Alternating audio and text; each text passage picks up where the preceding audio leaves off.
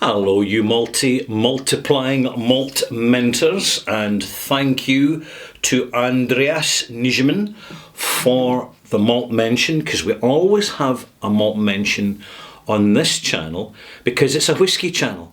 I'm Ralphie. Welcome to Ralphie Review 1025 Extras, in which I talk on a subject which is closely related to whiskey, and I'm going to talk about the growing number of whiskey cask investment scams which are occurring right now and have been slowly gaining momentum over the last few years.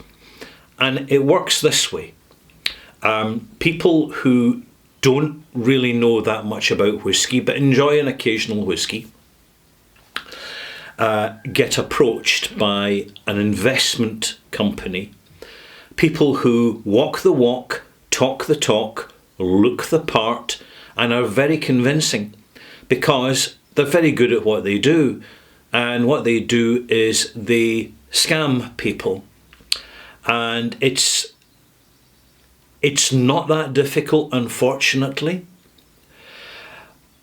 The victim is encouraged to buy a cask of whiskey, or should I say invest in a cask of whiskey.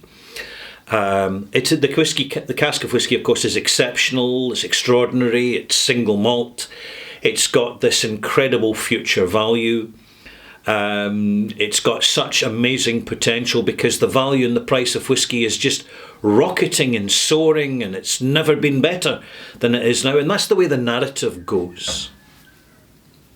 And it's based on one small truth on which a large lie is constructed, as all these scams are.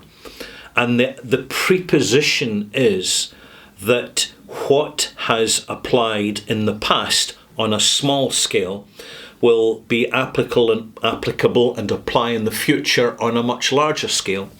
And that is that when you are duped into buying a cask of whiskey from an investment company, that it's going to absolutely multiply in value and give you higher returns than gold, the stock market, or any other perceived value asset item, whether that be handbags or watches or rare manuscripts or whatever. Take your pick, there's plenty to choose from.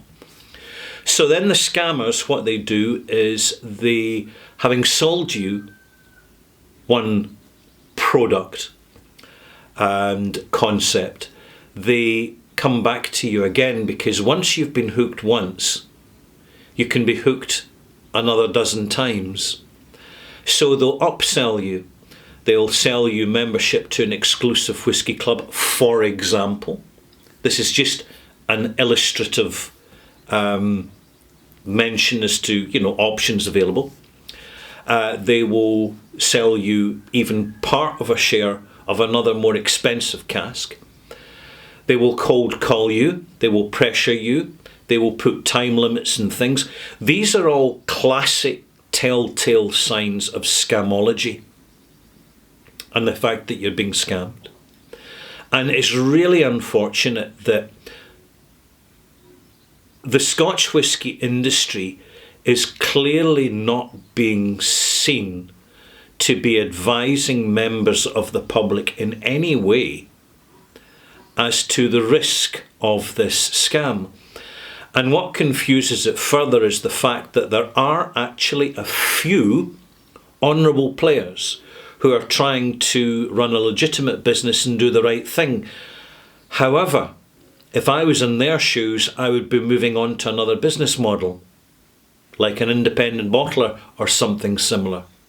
Because when the real crisis hits, in other words, when things go public, after the scammers have harvested from the victims, and they can harvest in multi-layers here, but I won't go that far. I'm not going to start to give them ideas. basically it hits the newspapers, the legacy, we'll call it legacy media, because who buys newspapers these days? And the legacy media, the same media who actually took money to advertise these scams, potentially, are the same ones that will be calling it out and making a front page news item of it about some poor retired couple who've lost all their savings because they got sucked up into this scam. Scams have always happened, they always will. What's different about this is it specifically affects the Scotch whisky industry. And when the bubble pops, which it inevitably does at some point, the industry is going to suffer the consequences in terms of reputation and sales. And it's a shame that nothing's been done within the industry to be more public in challenging and advising and assisting people who are unfortunately getting scammed. That's all I have to say in the subject. And I'm going to conclude by saying, if you really, really, really are that desperate that you want to buy a barrel of whisky, buy it from the distilleries direct, but be extremely careful which distillery you buy from. And ideally, before you even go down that road, be aware of what's involved in terms of customs and excise duty, taxation, how casks work, the calibre of cask you've got, the warehouse it's in, the capacity the cask has, in other words, its size, how much of the liquor in the cask is there. You know, is it a quarter full, a half full? Is it full? I mean, it could be even completely empty.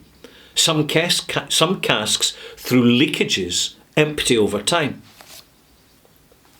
It's a very unfortunate situation, and I'm fully aware that we can't protect people from their own stupidity.